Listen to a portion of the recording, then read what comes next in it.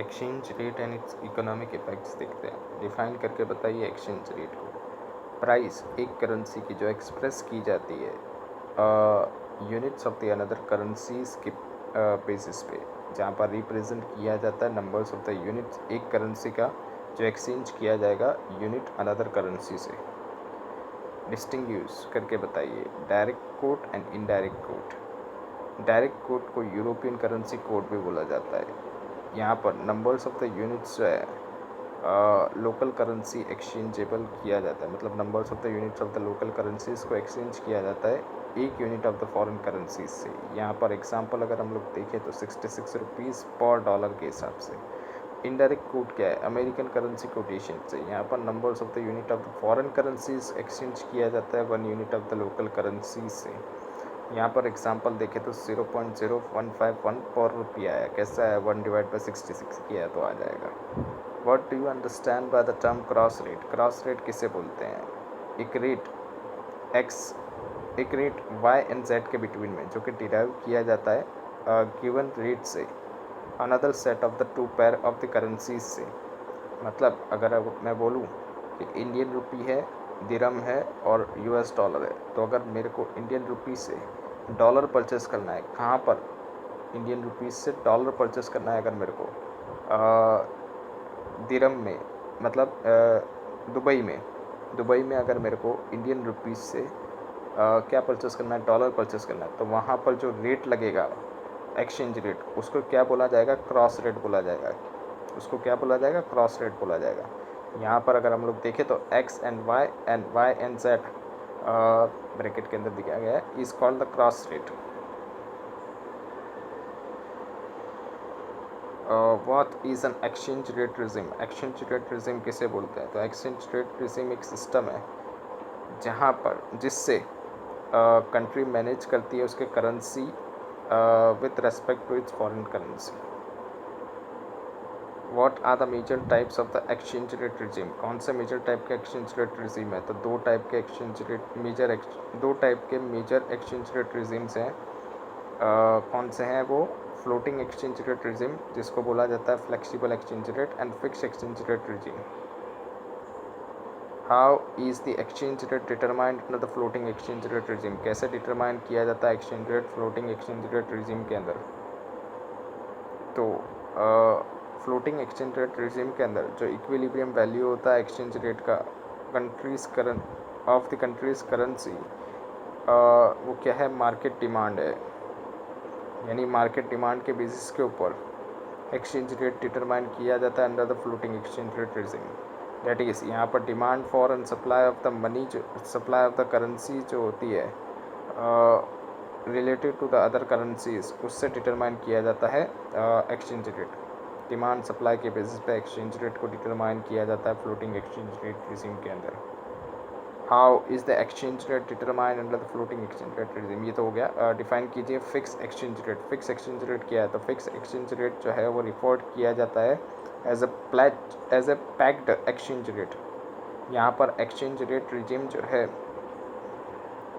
Under which countries government, यहाँ पर country की गवर्नमेंट या तो सेंट्रल बैंक अनाउंस करती है या तो डिसीज्ड करती है कि करेंसी जो है उसकी वर्थ कितनी होगी in term of the another currency, यानी अपनी करेंसी की वर्थ कितनी होगी अनदर करेंसी के टर्म्स में, या तो बास्केट ऑफ द करेंसीज या तो another measures of the value such as the gold.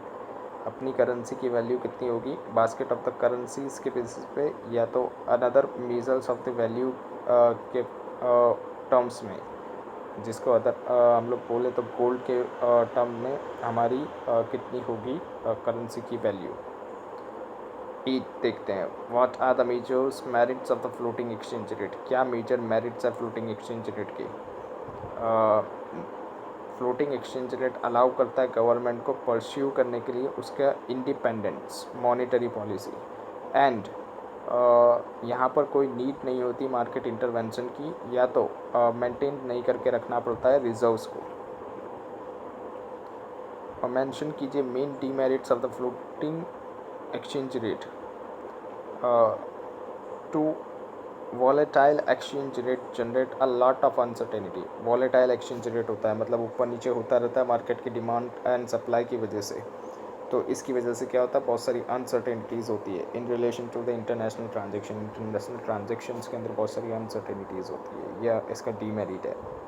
Explain कीजिए terms real exchange rate. Real exchange rate को बताइए। तो रियल एक्सचेंज रेट इनकॉर्पोरेट करता है चेंज प्राइस के अंदर एंड वो डिस्क्राइब करता है कितना गुड्स एंड द सर्विसेज एक कंट्री का ट्रीट किया जाएगा for one of that good services in the foreign country. यानी एक कंट्री का गुड सर्विसेज कितना ट्रेडेड किया जाएगा, कितना ट्रेडेड किया जाएगा दूसरी कंट्री यानी फॉरेन कंट्री के अंदर वही गुड्स और सर्विसेज।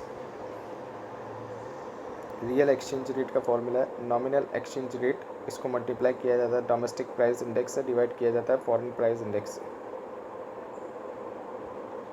10th देखते हैं। Explain the term real exchange rate. Real ये तो हो गया रियल एक्सचेंज रेट। उसके बाद देखते हैं डिफाइन कीजिए real effective exchange rate. REER।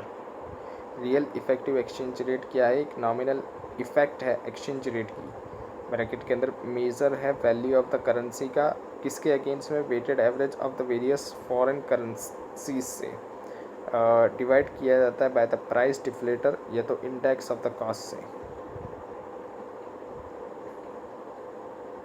Describe कीजिए chief characteristics of the foreign exchange market.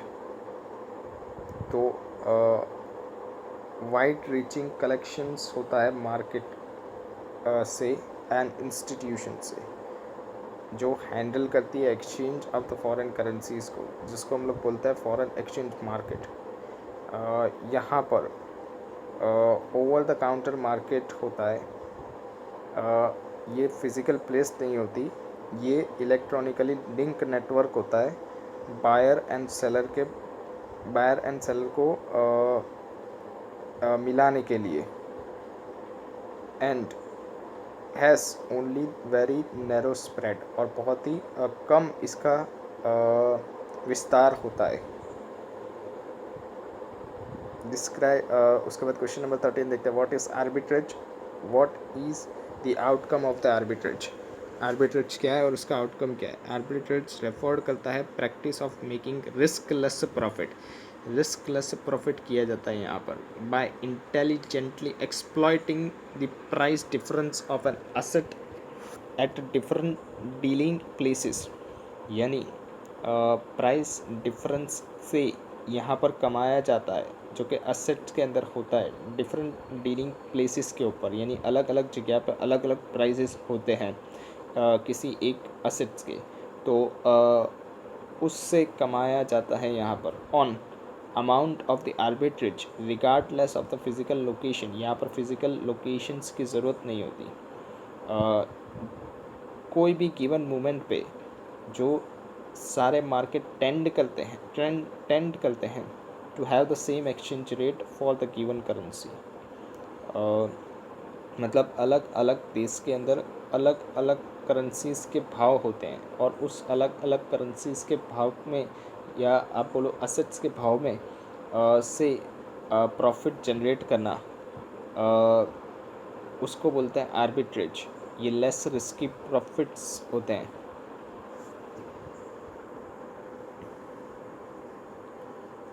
Question number 14 देखते हैं। मेंशन करके बताइए types of the transaction in the forex market. There are 2 types of the transactions होते हैं forex market के अंदर। Current transactions जिसको हम लोग कैरिड आउट करते हैं स्पॉट मार्केट के ऊपर, एंड फ्यूचर ट्रांजैक्शन जहाँ पर कॉन्ट्रैक्ट किया जाता है बायर एंड सेलर के द्वारा जो कि बाय और सेल कर रहे हैं करेंसीज फ्यूचर डिलीवरी के वक्त, जो कि कैरिड आउट किया जाता है in forward and the future market. यानी फ्यूचर की मार्केट और फ्यूचर की डिलीवरीज़ के बेसिस के ऊपर यहाँ पर कॉन्ट्रैक्ट कर लिया जाता है बायर और सेलर के बीच में कि हम इतने भाव पे ख़रीदेंगे या इतने भाव पे बेचेंगे। डिस्क्राइब कीजिए terms currency appreciation. Currency appreciation होता है जब वैल्यू जो होती है वो इंक्रीज़ हो जाती है। वैल्यू जो होती है वो इंक्रीज़ हो जाती है किसके रेस्पेक्ट में? अनदर करेंसी के रेस्पेक्ट में जो वैल्यू हो, या तो बास्केट ऑफ द करेंसीज के रेस्पेक्ट में, या तो कॉन्ट्रारी करेंसीज जो डेप्रिसिएट हो रही है जब उसकी वैल्यू गिर जाती है to the value of the another currency, या तो बास्केट ऑफ द करेंसीज के बेसिस पे। What is mean by the devaluation? Devaluation किसे बोलते हैं?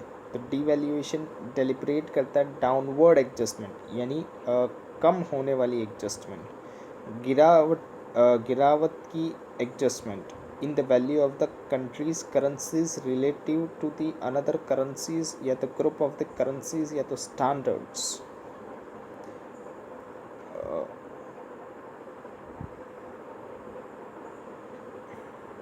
एप्लीकेशन ओरिएंटेड क्वेश्चंस देखते हैं। Explain the implications of the following on the demand and the supply of the foreign exchange। बताइए क्या demand और supply of the foreign exchange पे असर होगा अगर जो एक्सचेंज रेट है वो स्पॉट फॉरेन एक्सचेंज मार्केट है। फर्स्ट देखते हैं, मैरीलैंड एक्सपोर्ट्स कर रही है, remained more or less stagnant in the 3 years 2005 से 2006 to 2016 से 2017 तक। However, due to the heavy thrust की वजह से, मतलब यहाँ तक तो वो stagnant थी 16-17 तक, लेकिन thrust की वजह से इंडस्ट्रियलाइजेशंस में जो आया है, इंपोर्ट जो हो रही थी machinery, raw materials and the components as well associated services, और उसकी एसोसिएटेड सर्विसेज डिफरेंट टाइप्स के अंदर वो इंक्रीज्ड हो गई है, मतलब इंपोर्ट इंक्रीज़ हो गया। तो हाई डिमांड हो जाएगी मैरीलैंड के अंदर फॉरेन एक्सचेंज की, क्योंकि जितना इंपोर्ट करेगी मैरीलैंड उसकी वजह से उसको पेमेंट करना पड़ेगा डॉलर्स के अंदर। To make the development imports of the industries, उसके इंडस्ट्रीज़ को डेवलप करने के लिए उसको इंपोर्ट करना पड़ेगा। Coupled with the no proportionate increase in the supply on the accounts of the meagre inflow of the foreign exchange consequence on the stagnant exports, मतलब supplies जो है वो तो इतनी के इतनी ही रही है, फॉरेन इन्फ्लोज जो है वो तो इतने के इतने ही रहे हैं, लेकिन हमको इंपोर्ट की वजह से जो हमको फॉरेन एक्सचेंज देना पड़ेगा मैरीलैंड को वो ज़्यादा है। For more than a decades leads to raise in the exchange rate, rise in the exchange rate and depreciation in the value of the domestic currency. इसकी वजह से क्या होगा, जो एक्सचेंज रेट है वो क्या हो जाएगा, बढ़ जाएगा, मतलब डॉलर मजबूत हो जाएगा और डेप्रिसिएट हो जाएगा value of the domestic currency, उसकी जो डोमेस्टिक करेंसी है वो गिर जाएगी डॉलर के मुकाबले। The investors of the Maryland find कर रहे हैं इन्वेस्टमेंट फाइनेंशियल असेट्स के अंदर, यूके के अंदर, जो कि हाईली अट्रैक्टिव है, यानी वहाँ पर ज़्यादा पैसा कमाने की तक मिल रही है उनको। एंड जो गवर्नमेंट है मैरीलैंड की वो लिबरल एटीट्यूड में, मतलब वो लोग अलाउड करते हैं कि हाँ आप जाके इन्वेस्ट कर सकते हो यूके के अंदर फाइनेंशियल एसेट्स में। On the foreign investment permit such investments. इससे क्या होगा, तो इंक्रीज़ हो जाएगी डिमांड फॉरेन एक्सचेंज की ऑस्ट्रेलिया के अंदर। द डोमेस्टिक करेंसी डेप्रिशिएट, यानी फॉरेन करेंसी मतलब डॉलर की अगर हम लोग यूके की हम लोग बात करें तो यूके के अंदर जो पाउंड चल रहा है उसकी वैल्यू क्या हो जाएगी, उसकी वैल्यू इंक्रीज़ हो जाएगी क्योंकि उसकी डिमांड इंक्रीज़ हो रही है, और डोमेस्टिक करेंसी जो है वो डेप्रिसिएट हो जाएगी, मतलब वहाँ की करेंसी गिर जाएगी। Many foreign investors who had previously acquired the Rosie Land's financial assets sell them, वो लोग बेच रहे हैं, तो क्या होगा, तो इंक्रीज़ हो जाएगा डिमांड फॉरेन एक्सचेंज का, रूसी लैंड डोमेस्टिक करेंसी डेप्रिशिएट हो जाएगी। क्यों, क्योंकि फॉरेन इन्वेस्टर्स थे वो लोग बेचेंगे तो वो लोग को डॉलर वापस तो चाहिएंगे ना, तो डॉलर के अंदर वापस अगर अपना पेमेंट लेंगे तो उससे क्या हो जाएगा, डिक्रीज़ हो जाएगा फॉरेन एक्सचेंज, और इंक्रीज़ डिक्रीज़ डिमांड जो है फॉरेन एक्सचेंज की वो क्या हो जाएगी, इंक्रीज़ हो जाएगी। फॉरेन एक्सचेंज की डिमांड इंक्रीज़ हो जाएगी और डिक्रीज़ क्या हो जाएगा, डोमेस्टिक करेंसीज जो है न्यूजीलैंड की वो डिक्रीज़ हो जाएगी। Effects on the country Y, अगर कंट्री एक्स बोरो कर लेता है 100 billion dollar from the country Y, country Y से अगर 100 बिलियन डॉलर बोरो कर लिया जाए तो क्या इफ़ेक्ट्स होगी कंट्री वाई के ऊपर। इफ़ द कंट्री एक्स अगर बोरो कर ले 100 बिलियन डॉलर कंट्री वाई से, तो क्या उसकी इफ़ेक्ट होगी कंट्री वाई के ऊपर। तो इंटरनेशनल कैपिटल आउटफ्लो हो रहा है यहाँ पर, जहाँ पर डिमांड जो फॉरेन करेंसी आउटफ्लो की है फॉरेन एक्सचेंज की, वो क्या है, ज़्यादा है और डेप्रिशिएट हो जाएगी यहाँ पर डोमेस्टिक करेंसी। मतलब डोमेस्टिक करेंसी गिरेगी और फॉरेन एक्सचेंज मतलब जो कि फॉरेन करेंसी है वो क्या हो जाएगी, बढ़ जाएगी, उसकी डिमांड ज़्यादा हो जाएगी। एक्सप्लेन कीजिए how the exchange rate value of the Indian rupee will affect in the each of the following cases. बताइए हमको एक्सप्लेन करके कि कैसे एक्सचेंज रेट जो है इंडियन रुपी का वो अफेक्ट हो जाएगा नीचे दिए गए केसेस के अंदर। What are the possible consequences on the export and import, और इसका क्या कंसिक्वेंसेस आएगा एक्सपोर्ट एंड इंपोर्ट के ऊपर। स्पोर्ट एक्सचेंज रेट चेंज हो रहा है 61 रुपीज़ पर डॉलर के हिसाब से टू 64 रुपीज़ पर डॉलर के हिसाब से, मतलब बढ़ गया तो रुपी डेप्रिशिएट हो रहा है यहाँ पर। The sport exchange rate change हो रहा है 61 रुपीज़ पर डॉलर से 64 रुपीज़ पर डॉलर के हिसाब से। यहाँ पर इम्प्लाइज हो रहा है, यानी मतलब ये बता रहा है कि जो रुपी है वो डेप्रिसिएट हो रहा है एंड डॉलर है वो एप्रिसिएट हो रहा है। एक्सपोर्ट जो है वो चीपर हो जाएगी एंड मोर अट्रैक्टिव हो जाएगी फॉरेनर्स के लिए, और जो इंपोर्ट है वो डिस्करेज हो जाएगी। क्यों? क्योंकि कॉस्टलियर हो जाएगी इंपोर्ट्स, क्योंकि डॉलर के भाव बढ़ चुके हैं। The sport exchange rate change from 66 rupees पर डॉलर टू 63 रुपीज़ पर डॉलर, यहाँ पर कम हो गए हैं।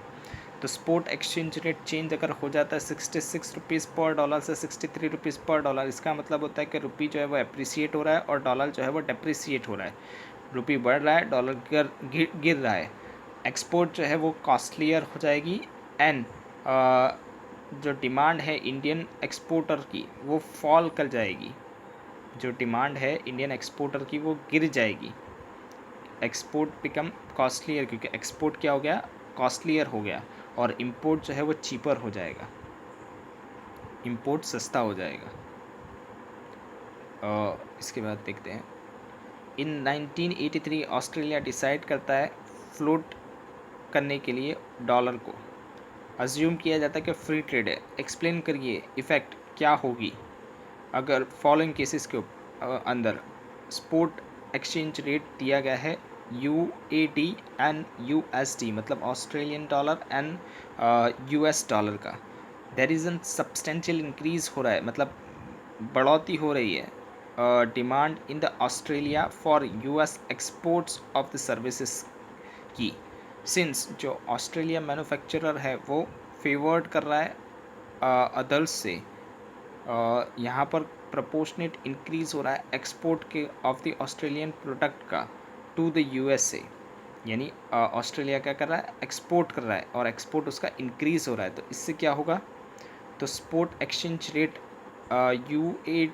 AUD एंड USD अफेक्ट नहीं करेगा increase in the demand for the foreign currency in each country will be matched by the proportionate increase in the supply of the foreign exchange।